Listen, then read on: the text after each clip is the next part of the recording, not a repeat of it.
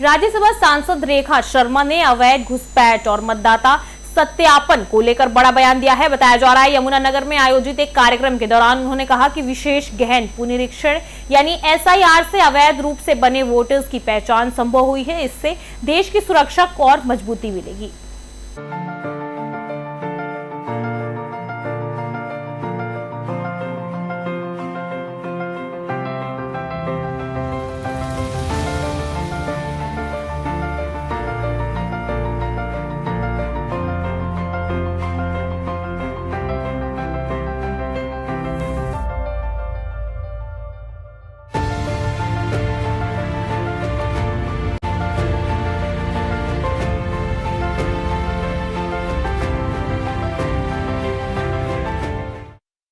आनी चाहिए। और एसआईआर का हमने फायदा बंगाल में देखा, एसआईआर का फायदा हमने बिहार में देखा।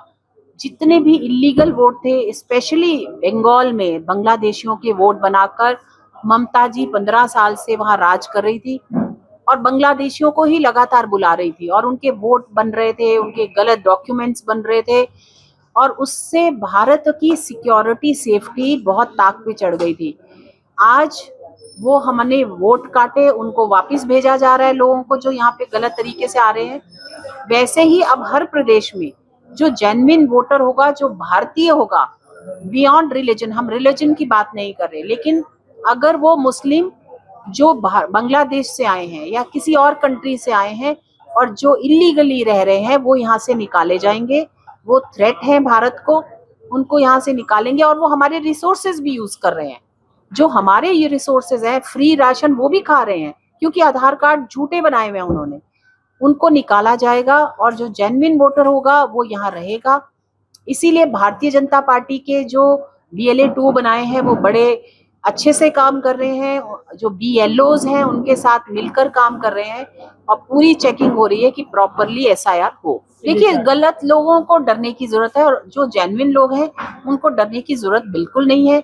वो आगे आए और अपना SIR कराएं, उनको वैसे ही सब कुछ मिलेगा। उसमें कोई वो तो पूछ ही नहीं रहे कि तुम कितना कमा रहे हो, सिर्फ वोट पूछ रहे हैं। पहले 2002 में क्या वोट था, अगर वो वोटर नहीं थे तो क्या उनके पेरेंट्स वोटर थे, ये और उनकी डिटेल ले रहे हैं। और जो जेन्युइन वोटर है, अगर चाहे वो कहीं और भी रहते हो, उनको वहां का नंबर लिखना है, मिल जाएगा, उनको कोई प्रॉब्लम नहीं है। और जेन्युइन वोटर को डरने की जरूरत नहीं है।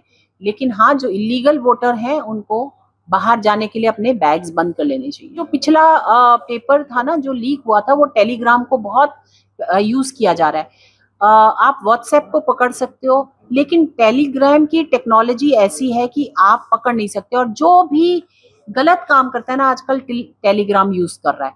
जिसको ये लगता है कि मेरी बात पकड़ी ना जाए, और जिसको ये लगता है, ये जो पेपर्स भी जो लीक हुए थे टेलीग्राम के द्वारा भेजे थे। ये लीक कैसे, लीक नहीं कहूंगी मैं, ये लीक वर्ड नहीं है।